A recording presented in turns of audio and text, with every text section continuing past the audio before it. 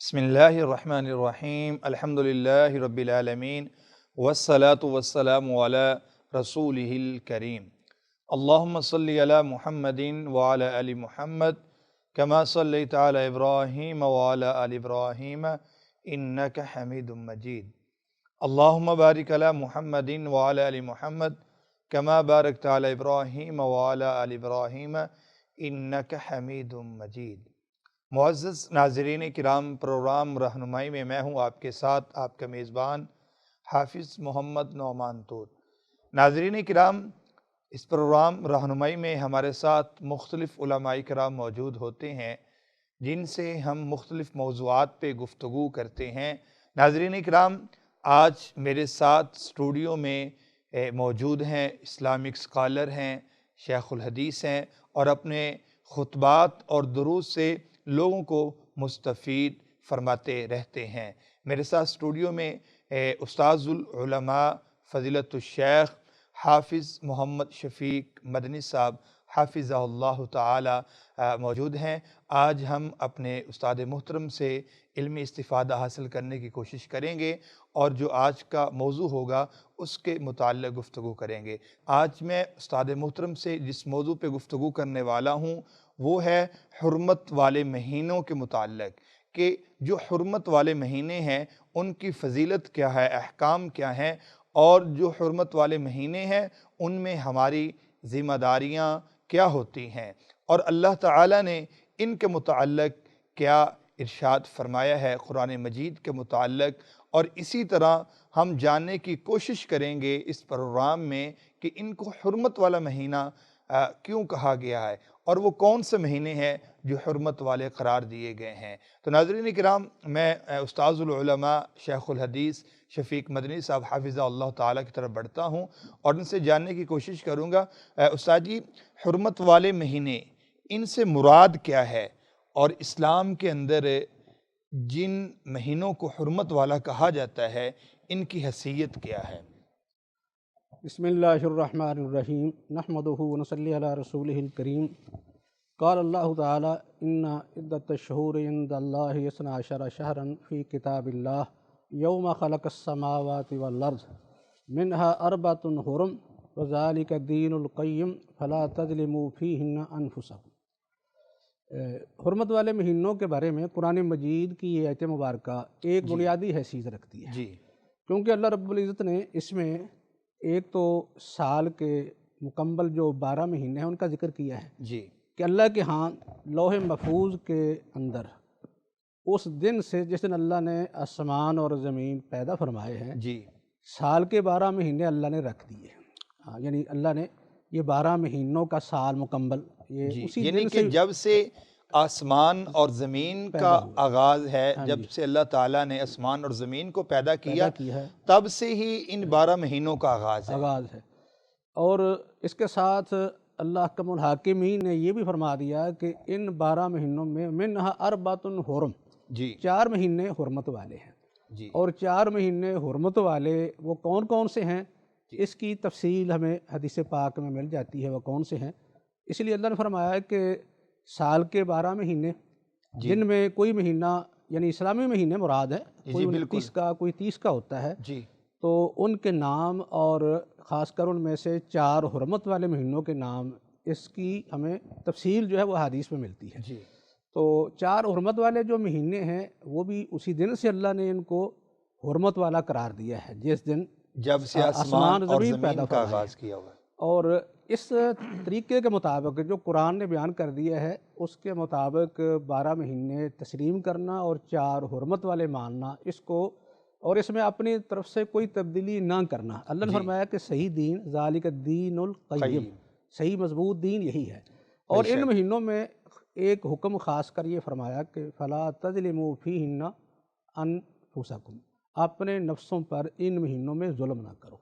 تو اس سے معلوم یہ ہوتا ہے کہ یہ جو حرمت والے 4 مہینے ہیں جن کی تفصیل حدیث پاک میں حضرت ابو بکرہ رضی اللہ تعالیٰ عنہ کی حدیث میں موجود ہے کہ نبی اکرم صلی اللہ علیہ وسلم نے فرمایا تھا کہ السنۃ اثنا عشر شہرا منہا اربعۃ حرم، کہ سال 12 مہینوں کا ہوتا ہے اور ان میں سے 4 حرمت والے ہیں اور پھر آپ نے فرمایا کہ ثلاثۃ متوالیات، تین جو ہیں وہ مسلسل ہیں، ان میں پہلا ذوالقعدہ و ذوالحجہ والمحرم، یہ تین مہینے یعنی مسلسل ہیں، یعنی یک بعد دیگرے ہی آتے ہیں، ذوالقعدہ، ذوالحجہ اور محرم۔ اور اس کے بعد آپ نے فرمایا ہے کہ ایک رجب ہے، رجب مضر، خاص کر وہ لوگ اس کو زیادہ تعظیم دیتے تھے تو ان کی طرف اس کی نسبت کر دی گئی ہے کہ رجب کا مہینہ جو جمادی الثانیہ اور شعبان کے درمیان ہے، چوتھا مہینہ یہ ہے۔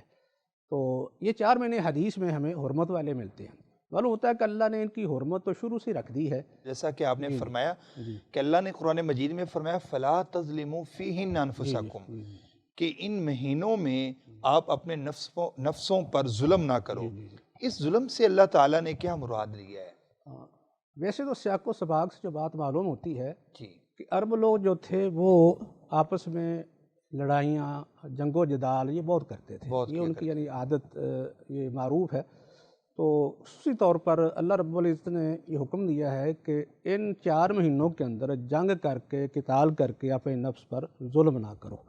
ویسے تو ظلم اور یہ جنگ کرنا بلا وجہ یہ تو پورے سال میں ممنوع ہے، لیکن خصوصی طور پر حرمت والے مہینوں میں اس کا گناہ بڑھ جاتا ہے، زیادہ ممانعت کی تاکید فرما دی کہ ان میں تم نے قتال کر کے آپس میں ظلم نہیں کرنا۔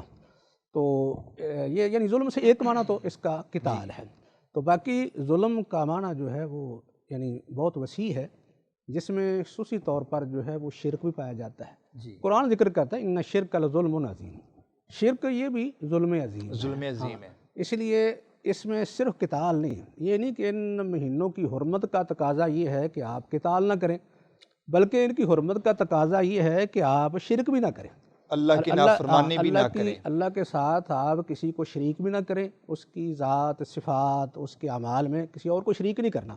مزید یہ ہے کہ اللہ رب العزت کی نافرمانی بھی نہ کریں۔ یہ تفسیر باقاعدہ حضرت ابن عباس رضی اللہ تعالیٰ عنہ نے بیان فرمائی ہے، ابن کثیر کے اندر یہ موجود ہے کہ انہوں نے بیان فرمایا کہ اللہ رب العزت نے ان مہینوں کے اندر، حرمت والے مہینوں کے اندر جیسے ظلم کو یعنی شرک کو، قتال کو، اللہ کی معصیت نافرمانی کو بڑا گناہ قرار دیا ہے، ایسے ان مہینوں میں اگر کوئی نیکی کرتا ہے تو اس کا بھی ثواب بڑھ جاتا ہے۔ یہ حضرت ابن عباس رضی اللہ تعالیٰ عنہ کی یہ تفسیر ہے۔ تو باقی جو ہے وہ ان مہینوں کو اللہ نے خاص کیوں کیا ہے، یہ اللہ رب العزت کی اپنی مشیت ہے، اس کی حکمت ہے کہ وہ جس کو چاہے کسی عبادت کے لیے خاص کر لے، کسی عظمت کے لیے خاص کر لے، جیسے کہ قتادہ رحمۃ اللہ علیہ یہ فرماتے ہیں کہ اللہ رب العزت نے اپنی مشیت اور حکمت سے فرشتوں میں سے کچھ فرشتوں کو پیغمبر بنا لیا، ایسے ہی جو ہے وہ لوگوں میں سے کچھ انبیاء کو منتخب کر لیا، ایسے ہی اللہ رب العزت نے مہینوں میں سے رمضان کا مہینہ یہ آپ نے اللہ نے یعنی چن لیا، خاص کر لیا، مہینوں کا سردار بنا لیا۔ دنوں میں سے جمعہ والا دن ہے، راتوں میں سے مثلا لیلۃ القدر ہے، اسی طرح ہفتے میں جو دن ہے ان دنوں میں ان ایام جمعہ کا دن ہے۔ یہ اللہ رب العزت کی اپنی مرضی ہے، کسی دن کو عظمت دے دے، کسی شخص کو، کسی جگہ کو، جیسے دنیا کے اندر ساری جگہیں دیکھنے میں برابر ہیں، لیکن ان میں بیت اللہ، مسجد نبوی، مسجد اقصیٰ، ان کی فضیلت سب جگہوں سے زیادہ ہے۔ اس کے علاوہ اس کے بعد مساجد ہیں کہ اللہ رب العزت کو سب سے زیادہ جگہوں میں سے جو جگہ پسند ہے وہ مساجد ہے۔ اور بازاروں کو کہا کہ بازار جو ہیں وہ اللہ کے ہاں یہ یعنی برے ہیں، ناپسندیدہ ہیں، اور اس کا سبب یہ ہے کہ وہاں اللہ کی نافرمانی ہوتی ہے، جبکہ مساجد میں اللہ کی عبادت، اطاعت، اس کا ذکر، قرآن کی تلاوت ہوتی ہے۔ اس طرح اللہ رب العزت نے ان 4 مہینوں کو یہ خصوصی ایک تعظیم دی ہے۔ شیخ صاحب، جیسا کہ آپ نے فرمایا کہ اللہ تعالیٰ نے ان 4 مہینوں کو خصوصی تعظیم، اہمیت دی، اور اللہ تعالیٰ نے ان کا ذکر قرآن مجید میں کیا، اور پھر اس کی قرآن مجید کی جو آیت ہے اس کی تشریح حدیث میں کی کہ یہ فلاں فلاں مہینہ ہے۔ کیا اسلام سے قبل بھی جب اللہ کے رسول صلی اللہ علیہ وسلم نے ابھی تک نبوت کا دعویٰ نہیں کیا، نبوت کا آغاز نہیں کیا اللہ کے رسول صلی اللہ علیہ وسلم کی، کیا تب بھی ان مہینوں کا احترام کیا جاتا تھا؟ ہاں جی، اسلام سے قبل بھی عرب لوگ ان مہینوں کا احترام کرتے تھے، ان کا احترام پایا جاتا تھا۔ ان مہینوں کے اندر وہ لڑائی جھگڑا روک دیتے تھے، لیکن ایک ان کے اندر یہ برائی اور قباحت پائی جاتی تھی کہ اپنی مرضی سے حرمت والا مہینہ تبدیل کر دیتے تھے۔ مثلا یہ کہتے ہیں کہ اس سال ہم محرم کو حرمت والا نہیں بلکہ سفر کو بنا لیتے ہیں. جی اس طرح مہینوں کو آگے پیچھے کر دیتے تھے، لیکن ان کے ہاں ان مہینوں کا احترام پایا جاتا تھا، اور وہ ان مہینوں میں خاص کر آپس میں لڑائی جھگڑا، جنگ، قتال، اس سے وہ جی رک جاتے تھے. اور اس میں اس کا سبب بھی ہے کیونکہ عربوں کے ہاں بھی حج کا اور بیت اللہ کی تعظیم کا تصور تو پرانا تصور پایا جاتا جاتا تھا. اس لیے وہ بھی حج کرتے تھے، جی بیت اللہ بالکل. کا حج کرتے تھے. اس وقت حج پیدل ہوتے تھے یا پھر عام جو سواریاں ہیں، اونٹ، گھوڑا، اس طرح کی سواریوں پر آتے تھے دور بالکل دراز سے. بالکل. تو حج کے مہینے میں تو حج ادا کرتے تھے، لیکن حج سے پہلے ایک مہینہ وہ آنے میں لگتا تھا. جی لوگ اکٹھے ہوتے تھے حج کے لیے، تو ایک مہینے کے لیے جانا، تو آنے جانے کے لیے پھر سفر کا پرامن ہونا یہ ضروری ہوتا تھا، راستے کا پرامن ہونا. اس لیے اللہ نے یہ 3 مہینے اکٹھے کر دیے. ایک مہینہ ذوالحجہ سے پہلے کا ہے، ایک بعد کا ہے، تاکہ لوگ حج کے لیے آئیں تو وہ امن سلامتی کے ساتھ آئیں، راستے میں کوئی خطرہ نہ ہو، جان مال عزت کا. اس طرح واپس جائیں تو پھر بھی یہ خطرات نہ ہو، بالکل. حج اطمینان کے ساتھ یعنی ادا کر سکیں. یعنی اس کے اندر یہ حکمت اور اس کا جو ہے مقصد نظر آتا ہے. جی بالکل. شیخ صاحب فرمائیے گا کہ جیسا کہ اللہ تعالیٰ نے خاص مہینوں کے ساتھ عبادات کو منسوب کیا ہے اور مخصوص کیا ہے، جیسا کہ روزے کی عبادت، روزہ بھی عبادت ہے، اور اس کو ماہ رمضان کے ساتھ مخصوص کیا ہے. جمعہ کی نماز ادا کرنا وہ بھی ایک عبادت ہے، اسے جمعے کے دن کے ساتھ مخصوص کیا ہے، اور دیگر عبادات ہیں. تو کیا ان مہینوں کے اندر جو حرمت والے مہینے ہیں ان کے ساتھ خاص عبادات بھی ہیں؟ کچھ مہینوں کے ساتھ عبادات خاص ہیں، جی سب کے ساتھ نہیں. مثال کے طور پر ان مہینوں میں ذوالقعدہ کا مہینہ ہی ہے، جی جو شوال کے بعد اب آئندہ آ رہا ہے. جی بالکل. تو اس مہینے میں لوگ حج کے لیے سفر تو کرتے ہیں، لیکن اس میں اصل مقصد حج کی ادائیگی ہے. ذوالقعدہ کے اندر کوئی خاص عبادت کا ذکر نہیں ملتا. جی تو باقی اس کے بعد جو ذوالحجہ کا مہینہ ہے اس میں کئی عبادات کا جو ہے تذکرہ موجود ہے. جیسے کہ مثال کے طور پر اس میں سب سے بڑی عبادت تو جو ہے وہ حج کی ادائیگی، حج کا فریضہ ہے. حج کا فریضہ ہے. اس کے ساتھ ساتھ اسی مہینے میں جو ہے وہ مسلمان قربانی کرتے ہیں، قربانی کا جو ایک فرض ہے اس کو ادا کرتے ہیں. باقی اس کے علاوہ نبی اکرم صلی اللہ علیہ وسلم نے ان ذوالحجہ کے جو 10 دن ہیں پہلے، جی ان کی بڑی عظمت بیان فرمائی ہے کہ سب دنوں میں سے سب سے افضل دن یعنی اعمال کے لحاظ سے وہ 10 دن ہیں. اللہ. کوئی بھی شخص اگر دوسرے دنوں میں جو نیکی کرتا ہے نا، جی وہی نیکی اگر ان دنوں میں کرے گا اس کا ثواب بڑھ جائے گا. بڑھ جائے گا. جتنا ثواب یا کوئی عمل اللہ عام کو دنوں کے اندر جتنا ثواب ملتا ہے اس سے کئی گنا بڑھ جائے اس گا، کا ثواب بڑھ جاتا ہے. اس میں عمل کرنا اللہ رب العزت کو بہت پسند ہے. یہ دن اللہ کو بہت پسند ہے، اس لیے قرآن میں بھی جو ہے ان کا کوئی ذکر ہے. مفسرین نے قرآن کی آیت سے مراد یہ 10 دن لیے ہیں، یعنی والفجر ولیال عشر، یہ جو ہے فجر اور اگر 10 راتوں کا جو ذکر ہے اس سے مراد یہ 10 پہلے دن ہے. اس لیے ان کا اللہ رب العزت قسم اٹھا رہے ہیں نا. اللہ کے ہاں قسم کسی عظمت والی چیز کی اٹھائی جاتی ہے. اللہ عظیم ہے، اس کی قسمیں بھی بڑی عظیم ہیں. کسی چیز کی اہمیت کو جب اللہ نے واضح کرنا ہو تو اللہ تعالیٰ پھر اس چیز کی قسم کھاتے ہیں. جیسے اللہ تعالیٰ نے مکہ کی بھی قسم کھائی، اور اسی طرح آپ نے زیتون کی، تین کی. تو جی فرمائیے گا استاد جی. تو پر اس میں مقصد یہ ہے کہ یہ جو اعمال ان 10 دنوں میں کیے جاتے ہیں نا، ان کی فضیلت عام دنوں کی نسبت بہت زیادہ ہے. بہت زیادہ ہے. نبی صلی اللہ علیہ وسلم نے تو یہاں تک فرما دیا کہ کوئی آدمی ان دنوں میں جو عمل کرتا ہے، نیکی کا عمل ہے، کوئی بھی عمل نیکی کا کرے، بالکل، تو اس کا مقابلہ دوسرے دنوں کا عمل کوئی بھی نہیں کر سکتا. صحابہ کرام نے اس میں سوال کیا تھا، اللہ کے رسول، اللہ کے راستے میں جہاد بھی اس کا مقابلہ نہیں کر سکتا؟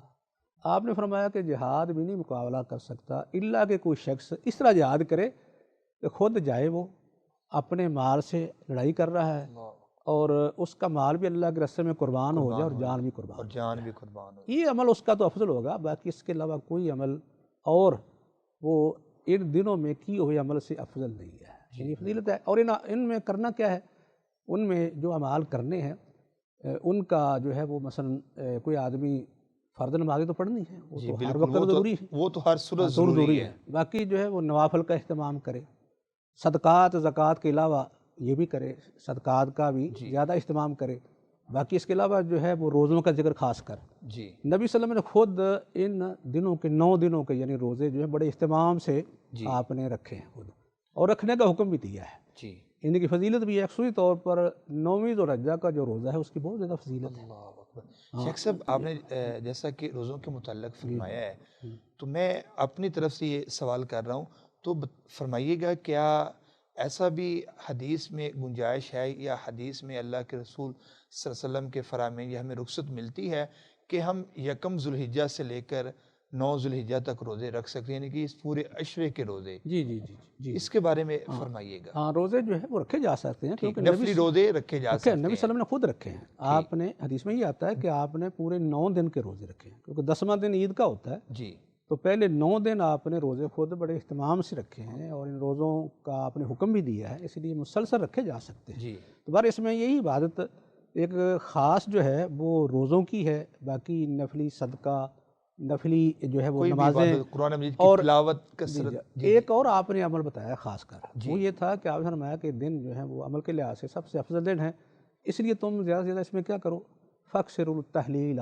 وَالتَّكْبِيرَ وَالتَّحْمِيدَ، کہ کثرت سے لا الہ پڑھو، الحمدللہ کا ورد کرو، اور اللہ اکبر یعنی ذکر کرنا، اس کا بھی اہتمام آپ نے خاص کر کرنے کا حکم دیا ہے۔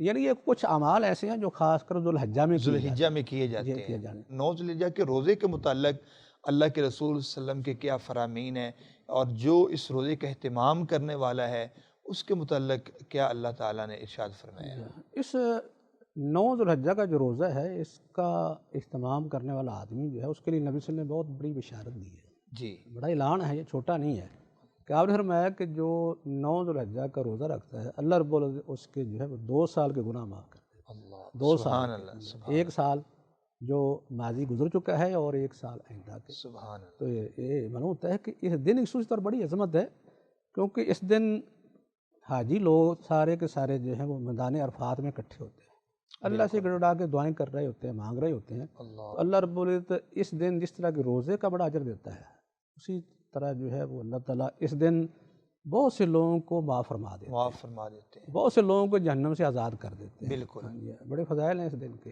باقی اس کے علاوہ محرم کی بات میں کرنے لگا تھا۔ جی، محرم کے مہینے میں جو عبادات خاص کر کرنے کا حکم ہے، آپ نے ترغیب دی ہے، جی، وہ روزہ ہے، جی، بالکل، جس کو ویسے تو روزے محرم میں زیادہ بھی رکھے جا سکتے ہیں، جی، بالکل، کیونکہ نبی صلی اللہ علیہ وسلم کا ارشاد گرامی آپ نے فرمایا کہ افضل الصیام بعد رمضان شہر اللہ المحرم، رمضان کے بعد جس روزے کی سب سے زیادہ فضیلت ہے وہ محرم کا روزہ ہے۔ اللہ، اس میں محرم کے روزے کے اندر دن اگرچہ خاص نہیں کیا گیا، جی، اس کا معلوم ہوتا ہے کہ محرم میں آدمی روزے ویسے کثرت سے رکھ سکتا ہے، کثرت کے ساتھ رکھ سکتا ہے، لیکن خاص کر حدیث میں یہ بھی آتا ہے کہ 10ویں تاریخ کا روزہ جس کو عاشورہ کا روزہ کہتے جی، ہیں، عاشورہ کے روزے کی خاص فضیلت بھی ہے جی، کہ آپ کا ارشاد گرامی ہے کہ جس نے عاشورہ کا روزہ رکھا، اللہ رب العزت اس کے 1 سال کے گناہ معاف فرما دے۔ سبحان اللہ، یہ بڑی عظمت ہے اس دن کے روزے کی۔ جی، شیخ صاحب اس عاشورہ کا روزہ، جی جی جیسا کہ آپ نے فرمایا کہ اللہ تعالیٰ اس کے گناہوں کو معاف فرما دیتے ہیں، جی اس میں عاشورہ کے روزہ رکھنے میں حکمت کیا ہے؟ عاشورہ کا روزہ جو ہے، اس کے بارے میں اگرچہ بہت سی روایات ایسی ہیں کہ جو ضعیف قسم کی یا من گھڑت ہیں، جی، یعنی ان کا جو ہے وہ حق سے صحت سے کوئی تعلق نہیں بنتا، جی، بالکل، لیکن ہمیں جو حدیث سے ملتا ہے وہ یہی ہے کہ اس دن کا جو روزہ ہے اس کی تعظیم، اس دن کی تعظیم جو ہے وہ پہلے بھی لوگ کرتے رہے، بالکل، عرب لوگ بھی کرتے تھے، تاکہ زمانہ جاہلیت میں عرب لوگ عاشورہ کا روزہ یہ بھی رکھتے تھے۔ حضرت عائشہ رضی اللہ تعالیٰ عنہا کی روایت ہے بخاری مسلم کی، اس میں ہے کہ یہ عرب لوگ بھی روزہ رکھتے تھے، آپ نے خود بھی روزہ رکھا عاشورہ عاشورہ کا، اور 10 محرم کا، 10 محرم کا، یعنی روزہ رکھا ہے آپ نے۔ اور اس میں ایک وجہ یہ بھی بتائی ہے کہ بعد میں جب نبی صلی اللہ علیہ وسلم مدینہ میں گئے ہیں تو یہودی بھی رکھتے تھے عاشورہ، یعنی 10ویں محرم کا روزہ وہ بھی رکھتے تھے، جی، تو آپ نے ان سے پوچھا کہ آپ کیوں رکھتے ہیں؟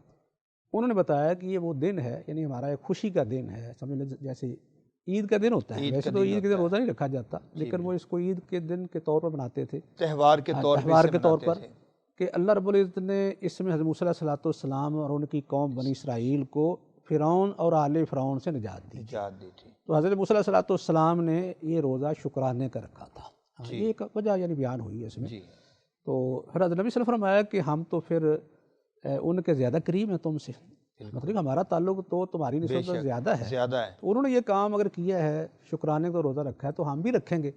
آپ نے خود بھی رکھا اور صحابہ کرام کو بھی حکم دیا کہ آپ روزہ رکھیں، بلکہ کافی تاکیدی اور یہ حکم جو تھا لازمی تھا، بعد میں رمضان کے روزے جب فرض ہوئے تو اس وقت اس میں اختیار دے دیا گیا اختیار دے دیں۔ کہ جو چاہے رکھ لے، جو چاہے چھوڑ دے۔ آج امت اسلامیہ، اسلام سے قبل تو زمانہ جاہلیت میں لوگ اس وقت ان مہینوں کا احترام کیا کرتے تھے، اور آج ہمیں ان سے زیادہ آگے بڑھ کر اسلام کے ہم دعوے دار ہیں، اسلام ہم نے قبول کیا ہوا ہے، اللہ کے رسول صلی اللہ علیہ وسلم پر ہمارا ایمان ہے، یوم آخرت پر اور آسمانی کتابوں پر ایمان ہے، تو ہمیں زیادہ ان سے زیادہ احترام کرنا چاہیے، لیکن آج ہم میں وہ احترام نظر نہیں آتا۔ بس اصل میں یہ بات یہ ہے کہ عرب لوگ جو تھے وہ بھی ان مہینوں کا کما حق کو احترام نہیں کرتے، احترام نہیں کیا کرتے۔ مثلا احترام کی ایک شکل یہ تھی کہ وہ ان دنوں میں وہ جنگ روک لیتے تھے، جی قتل یعنی قتال وغیرہ یہ نہیں کرتے تھے، اگرچہ اس میں بھی اپنی مرضی سے کوئی تبدیلی کر لیتے تھے، مہینے آگے پیچھے کر لیتے جی تھے۔ تو باقی اس کے علاوہ احترام کی ایک صورت یہ تھی کہ کچھ لوگ روزہ رکھ لیتے تھے، تو برٹ یہ بھی احترام کا ایک جز تو ہے، ایک حصہ تو ہے، اگرچہ اس کے مقصد یہ تھا کہ آپ ان مہینوں کا احترام اس طرح کریں کہ ایک تو قتال، لڑائی جھگڑا یہ ختم کر دیں، جی دوسرا یہ ہے کہ ان میں جو عبادات ہیں یعنی جو اللہ کی طرف سے مقرر کردہ عبادات ہیں وہ ادا کریں۔ جی باقی اس کے علاوہ خاص کر یہ ہے جو ذکر کرتی ہے فَلَا تَظْلِمُوا فِيهِنَّ أَنفُسَكُمْ، اپنے نفسوں پر ظلم نہ کرو، جی تو ظلم کو اپنے آپ سے بچانا، کیونکہ عرب لوگ جو تھے وہ باقی ظلم کی جتنی بھی صورتیں ہیں سب بھی وہ خود ان کا ارتکاب کرتے تھے، جی مثال کو شرک بھی کر رہے ہیں، اس کے علاوہ جو ہے قتل و غارت بھی چل رہی ہے، چوری ڈاکہ ہے، بدکاری، زنا کاری، سود خوری، باقی جتنی برائیاں ہیں ان کے یہاں پائی جاتی تھیں، بالکل اس لیے وہ اگرچہ یہ تو پورے سال میں ممنوع ہیں لیکن وہ حرمت والے مہینوں میں بھی ان چیزوں سے نہیں رکتے تھے، نہیں رکتے۔ اس لیے ہم جو ہے وہ بطور مسلمان ہم بھی اس کا خیال نہیں کرتے، بلکہ ہمارے ہاں تو یہ ہے کہ کسی بھی چیز سے رکا نہیں جاتا، لڑائی جھگڑے بھی جاری رہتے ہیں، بلکہ بعض دفعہ ایسا ہوتا ہے کہ ان مہینوں میں آپس کے لڑائی جھگڑے بڑھ جاتے ہیں، زیادہ ہو جاتے ہیں، کم ہونے کے بجائے زیادہ ہو جاتے ہیں۔ تو ایسے ہی جو ہے وہ ان مہینوں کے اندر روزے کا اہتمام کرنے والے لوگ بھی نہ ہونے کے برابر ہیں، چند گنتی کے لوگ ان دنوں میں روزے کا اہتمام کرتے ہیں یا باقی عبادات کا، کچھ ایسی عبادات ہیں جو ہم بطور عادت کر رہے ہیں وہ ادا ہوتی ہیں، مثال کے طور پر حج کرنے کے لیے لوگ چلے جاتے ہیں، یا یہ ہے کہ قربانی کرتے ہیں، وہ عام طور پر مسلمان وہ قربانی کا یہ جو فرض ہے وہ ادا کر رہے ہیں، لیکن اس کے علاوہ باقی اصل جو مقصد ہے اس کی طرف کم آتے ہیں، بالکل لڑائی جھگڑے مثلا بند کر دیے جائیں، دوسرا یہ ہے کہ خصوصی طور پر آپ نے نفس پر ظلم کی بات ہے نا، یہ بڑی اہم ہے، ہم سمجھ لیتے ہیں کہ شاید ظلم یہی ہے کہ کوئی آدمی کسی کو قتل کر دے یا کسی کو وہ سر پہ کوئی چیز دے ماری، بس یہی ظلم کی صورت ہے، اس کے علاوہ کوئی ظلم نہیں، حالانکہ ظلم کا معنی جو ہے وہ اتنا وسیع ہے کہ میرے خیال کے اندر جتنے بھی محرمات ہیں، جتنے جن کو آپ جرائم کہہ سکتے ہیں یا جن کو جو ہے وہ ہم گناہ کہہ سکتے ہیں، کرائم کہہ سکتے ہیں، جو فوجداری یعنی قانون کے اندر آتی ہیں ساری چیزیں، وہ سب جو ہے اس کے اندر شامل ہیں، ان کا ارتکاب کرنا، خاص کر اب جو ہے وہ شرک کرنا، اس کا تعلق ہر عقیدے سے ہے، عقیدے کے ساتھ۔ اب کتنے لوگ ہیں کہ جو شرک سے اپنے آپ کو روک لیتے ہیں، یہ سب سے بڑا بنیادی ایک ظلم ہے نا، بالکل، جس کو قرآن نے واضح الفاظ میں ظلم کہا ہے، تو شرک سے نہیں رکتے، 4 مہینے میں بھی کوئی آدمی جو ہے وہ جو پہلے کر رہا ہے وہ کم ہی ایسا ہوگا کہ جو اپنے آپ کو شرک سے بچا لے، باقی قتل و غارت بھی وہ بھی چلتی رہتی ہے، مار پٹائی چلتی رہتی ہے، اب ظلم کی صورتیں جو ہے وہ اتنی زیادہ ہیں کہ وہ میرے ذہن میں جو ہے پوری ایک چین جو ہے وہ آ رہی ہے کہ نبی صلی اللہ علیہ وسلم نے حدیث کے اندر جس ظلم کا ذکر کیا ہے، مثال کے طور پر آپ نے فرمایا کہ پہلے نمبر پر ایک اجمالی سا ایک تصور ہے، اتقوا الظلم والظلم ظلمات یوم القیامہ، ظلم سے بچ جاؤ، قیامت والے دن یہ ظلم تمہارے لیے اندھیرے کا باعث ہوگا، اس دن یعنی اندھیرے میں تم بھٹکو گے اگر تم ظلم کرو گے۔ اب ظلم کی صورت نبی صلی اللہ علیہ وسلم نے کتنی بیان فرمائی، ان میں خصوصی طور پر جو آپ نے حج الوداع کے خطبہ ارشاد فرمایا، اس میں آپ نے سمجھ لو کو دریا کو کوزے میں بند کر دیا ہے، ان اموالکم و ان دماءکم و اموالکم و اعراضکم حرام علیکم کا حرمت یومکم ھذا فی بلدکم ھذا فی شہرکم ھذا، یہ باتیں جو آپ نے بیان فرمائی ہے کہ ایک مسلمان کی دوسرے مسلمان کے لیے جان، مال، عزت یہ حرام ہے، اور یہ کیا ہے، یہ سارا ظلم ہے نا، ظلم ہے۔ کوئی آدمی کسی کی جان پر حملہ کرتا ہے، اس کو قتل کرتا ہے، اس کو مارتا ہے، اس کو اذیت پہنچاتا ہے، اس کا کوئی عضو توڑ دیتا ہے، تو یا اس کو یعنی مار پٹائی کرتا ہے، یہ ساری چیزیں. باقی اس کے علاوہ جو ہے مال لوٹتا ہے. اسی کتنی صورتیں ہو سکتی ہیں. بالکل. کسی کا بھی مال آدمی کسی بھی ناجائز طریقے سے لے تو یہ اس پر کیا ہے؟ بددیانتی کرتا ہے، ظلم چوری کرتا ہے، کسی پہ ڈاکہ ڈالتا ہے یا کسی کا مال چوری کرتا ہے. حتیٰ کہ اس میں نبی صلی اللہ علیہ وسلم بڑی وحی سنائی. آپ نے فرمایا کہ من ظالمہ قیدہ شبرن، جس نے ظلم کیا ایک بلشت کے برابر، من ظالمہ قیدہ شبرن من الارض طوقہ یوم القیامتی.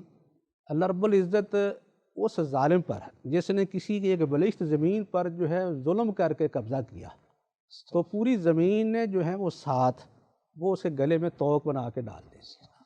تو یہ ظلم ایسا ہے کہ لوگ پرواہ نہیں کرتے. آج کل یہاں تو وہ سینکڑوں جو ہے وہ ایکڑ لوگ ہڑپ کر لیتے ہیں اور باقاعدہ قبضہ ہوتا ہے. یہ ظلم ہے. نبی صلی اللہ علیہ وسلم فرما رہے ہیں کہ قیدہ شبر من الارض، جس نے کسی کی زمین ظلم سے لے لی ایک بلشت کے مطابق، تو اللہ تعالیٰ اس 7 زمینوں کا سب عرضی 7 زمینوں کو اسے گلے کا توق بنا دیں گے. یعنی زمین کا دھنسے گا.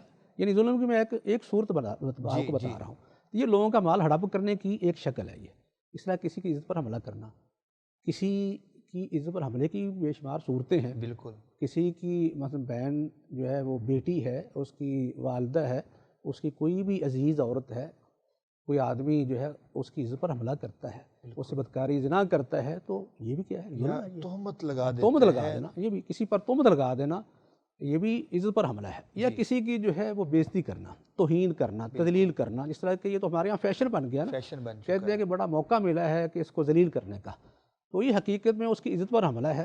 اور یہ ایک مسلمان کے لیے یعنی اللہ نے حرام قرار دیا ہے. دوسرے مسلمان کی عزت یعنی اس کے اپنے مسلمان بھائی کے لیے کیا حرام ہے.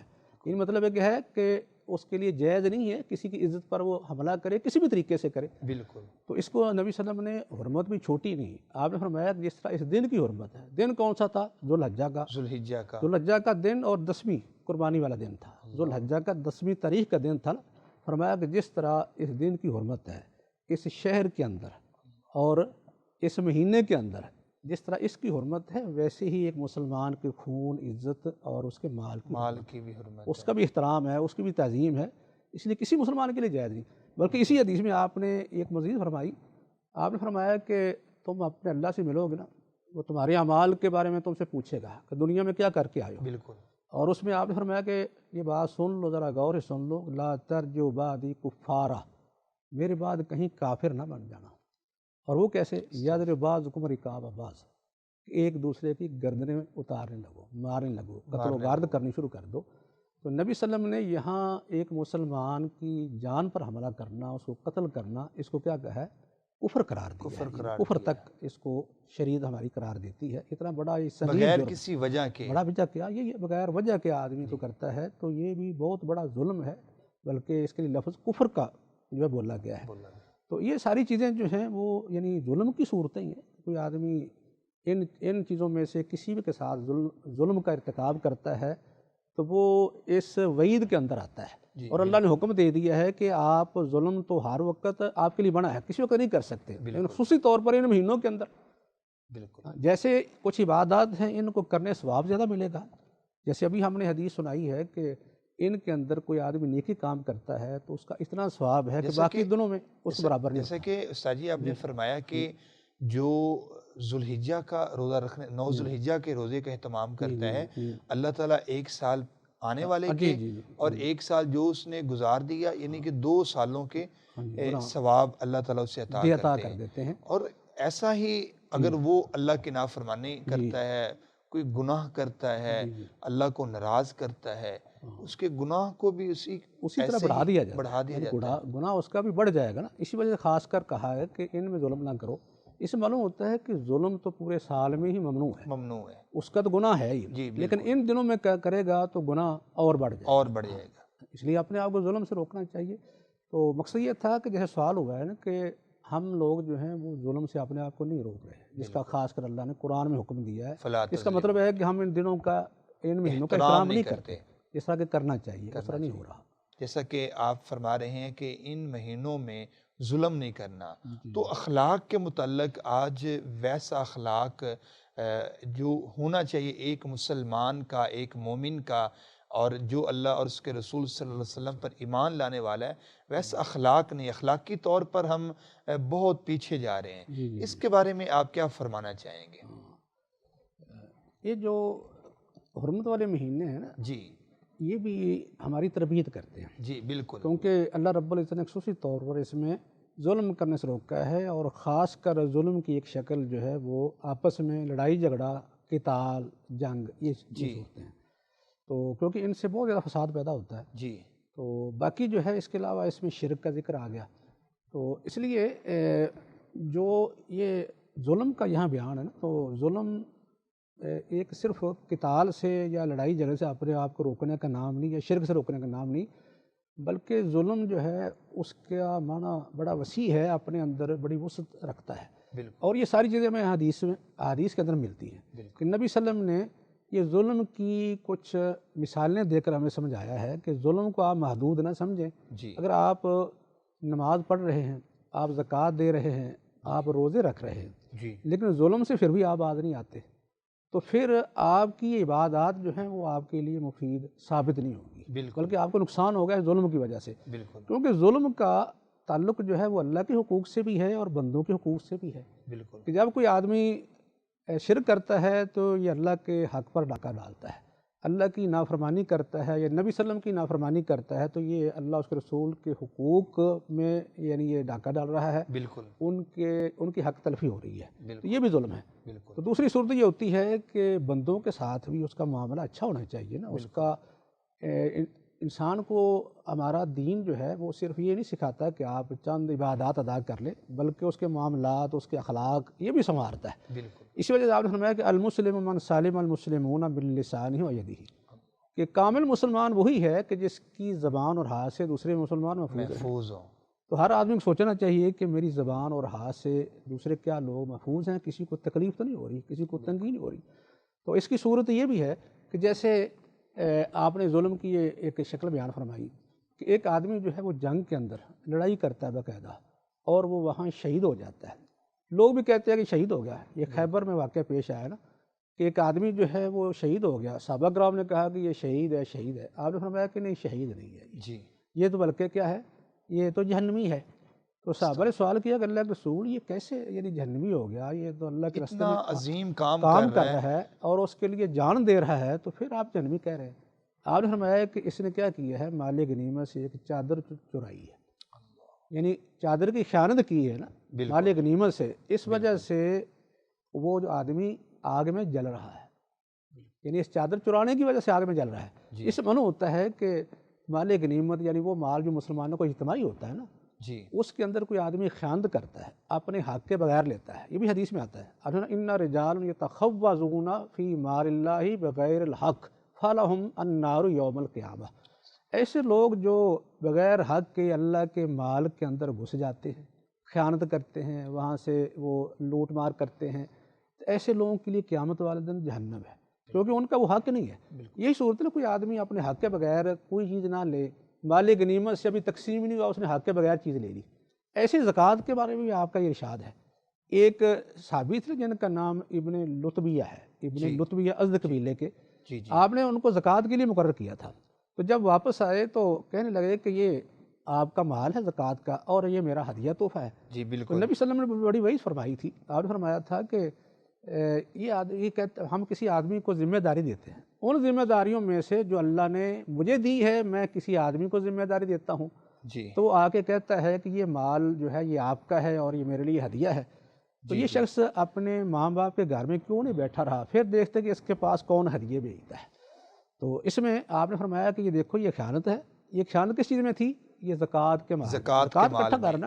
اس میں معلوم ہوتا ہے کوئی آدمی سرکاری منصب پر فائز ہے تو اس کی جو ذمہ داریاں ہیں اس میں ذمہ داریوں میں مال کو اکٹھا کرنا بھی ہوتا ہے، تقسیم کرنا، اکٹھا کرنا، تو ان میں اگر بغیر حق کے، بغیر اجازت کے یا اس کا جو حق نہیں مانتا وہ لے لیتا ہے، نبی صلی اللہ علیہ وسلم نے فرمایا کہ وہ ایک سوئی بھی ہے وہ بھی لے کے آئے گا، یہ حدیث ہے، ایک سوئی بھی ہے وہ بھی لے گا، حتیٰ کہ ایک صحابی جو تھے، حدیث میں آتا ہے کالے رنگ کے انصاری تھے، وہ کہنے لگے اللہ رسول آپ اپنی ذمہ داری واپس لے لیں، میں یہ ذمہ داری پوری نہیں کر سکتا، تو نبی صلی اللہ علیہ وسلم نے فرمایا کہ ذمہ داری تو لے یا نہ لے، یہ حکم ایسے ہی جیسے میں نے بیان کر دیا، اور آپ نے فرمایا جو آدمی خیانت کرتا ہے نا، خیانت کرے گا قیامت والے دن وہی خیانت شدہ چیز جو ہے وہ اٹھائے ہوئے قیامت والے دن لے کے حاضر ہوگا۔ جیسے آپ نے فرمایا کسی نے اونٹ اگر خیانت کیا ہے، اونٹ کو وہ اپنے اوپر لاد کر آ رہا، اونٹ اپنی آوازیں نکال رہا ہوگا۔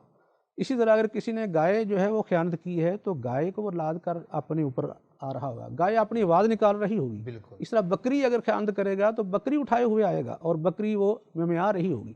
اس لیے آپ نے فرمایا کہ میں نے اللہ کو حکم تم پر پہنچا دی، ذمہ داری پوری کر لی ہے، جی، اس لیے جو آدمی مثلا جو کرے گا وہ قیامت والے اس نے برنا ہے۔ برنا تو اسے یہ بھی صورت ساری جو ظلم کی صورت ہے۔ بالکل بالکل اور ایک حدیث میں آپ نے فرمایا جو آدمی من اقتضا مال امرئ مسلم بیمینہ ہی، کہ جو آدمی جھوٹی قسم اٹھا کے، یہ بھی ظلم کی صورت ہے، ظلم کی صورت، جو آدمی جھوٹی قسم اٹھا کے دوسرے مسلمان کا مال ہتھیاتا ہے تو اس کے لیے کیا آپ نے فرمایا کہ واجبت لہ النار وحرمت علیہم الجنہ، کہ اس آدمی کے لیے جہنم واجب ہوگی اور جنت حرام ہوگی۔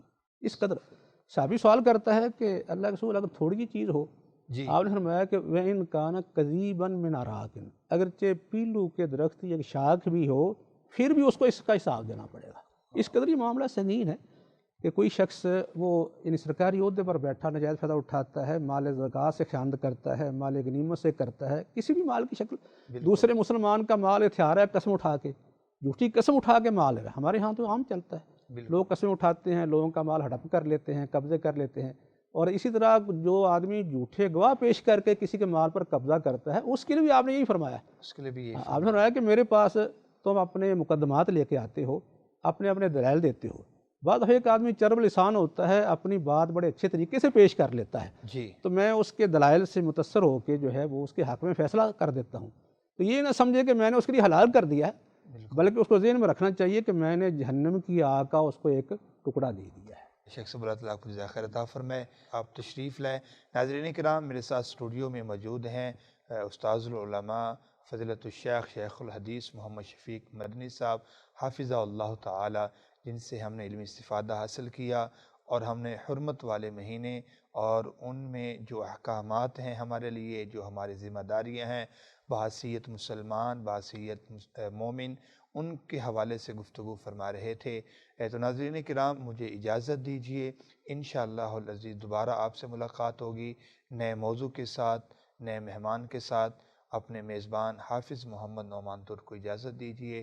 السلام علیکم ورحمۃ اللہ وبرکاتہ۔